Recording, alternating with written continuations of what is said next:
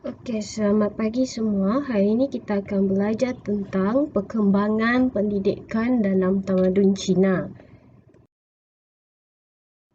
Okey, objektif pembelajaran pada hari ini adalah boleh menghuraikan maklumat, ciri dan tahap sistem pendidikan tamadun Cina dengan betul.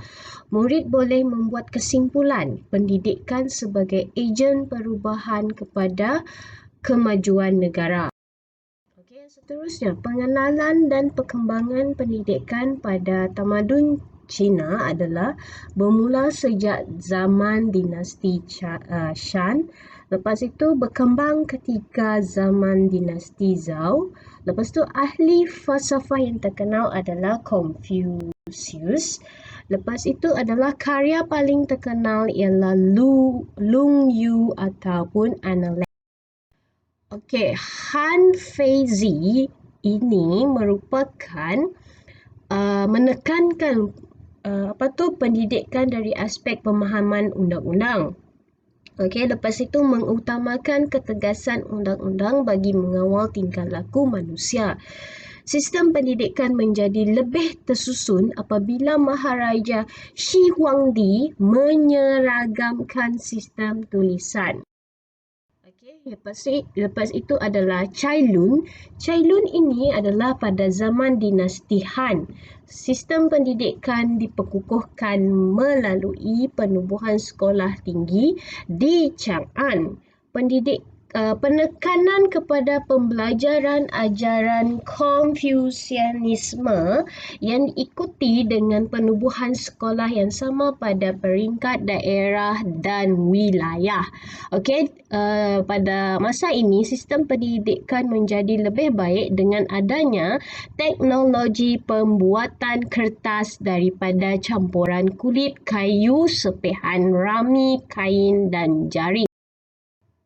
Okey, ini adalah maklumat sistem pendidikan pada tamadun Cina dahulu. Okey, jadi maklumat sistem pendidikan dia adalah wajib lulus peperiksaan untuk perkhidmatan awam, mengekalkan ajaran Konfusianisme, lepas tu membezakan golongan elit dengan golongan rakyat, memilih pegawai kerajaan, memupuk nilai moral dan etik.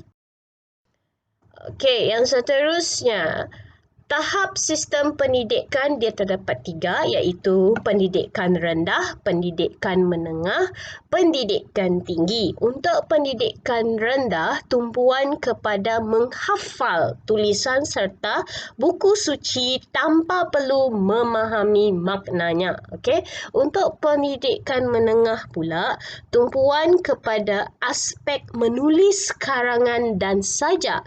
Manakala yang pendidikan yang tinggi pula adalah menterjemahkan dan menginterpretasikan buku suci serta pelajaran berkaitan etika upacara, adat istiadat dan tanggungjawab rakyat kepada raja dan negara. Okey, yang seterusnya adalah peperiksaan. Peperiksaan ini merupakan komponen penting dalam sistem pendidikan dan kehidupan masyarakat Cina, membolehkan seseorang menerima penghormatan dan meningkatkan taraf sosial ke arah kehidupan yang lebih baik.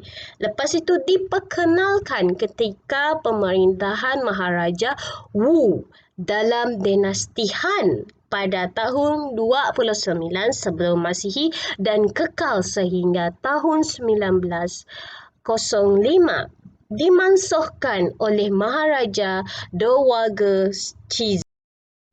Okey, ini adalah ciri-ciri pendidikan perkhidmatan awam. Jadi ciri-ciri ini adalah peperiksaan yang sangat kompetitif. Okey, lepas itu hanya lelaki sahaja dibenarkan menduduki peperiksaan tanpa mengira latar belakang dan status sosial. Lepas itu mengekalkan tradisi dan budaya Cina, terutamanya ajaran Konfusianisme. Okey, larangan terhadap sebarang bentuk perubahan bagi mengekalkan keaslian tradisi. Okey, yang seterusnya kita boleh lihat 3 tahap peperiksaan perkhidmatan awam, iaitu tahap pertama iaitu Ziuchai, tahap kedua Jureng dan tahap ketiga Jinshi. Okey, ini kamu baca sendiri. Okey, yang seterusnya adalah proses membuat kertas. Kamu boleh lihat.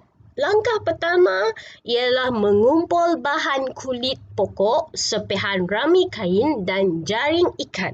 Okey, yang kedua pula, semua alat-alat itu, benda-benda tu tadi, bahan-bahan tersebut direndam di dalam air. Dan langkah yang ketiga pula, persediaan untuk merebus. Dan langkah yang keempat pula ialah proses merebus. Dan kelima pula ialah mengumpulkan rebusan di dalam satu bekas. Langkah yang keenam adalah dikacau sehingga menjadi cecair yang pekat. Yang ketujuh pula dihamparkan pada tika dan yang ke-8 dijemur pada panas matahari dan yang terakhir sekali iaitu yang ke-9, kertas yang sudah siap disusun. Okey, kesimpulannya dekat sini kita boleh lihat bahawa tamadun Cina menunjukkan pencapaian yang cemerlang dalam pelbagai bidang. Sistem pendidikan ini telah melahirkan golongan pelajar dan pemimpin yang membentuk kecemerlangan pada tamadun Cina. Kualiti pendidikan yang tinggi adalah penting untuk pembinaan sesebuah negara. Okey, ini adalah tugasan kamu pada hari ini. Sila baca dan fahamkan. Terima kasih. Itu sahaja. Sekiranya ada persoalan, boleh bertanya dengan cikgu. Jumpa lagi. Bye-bye.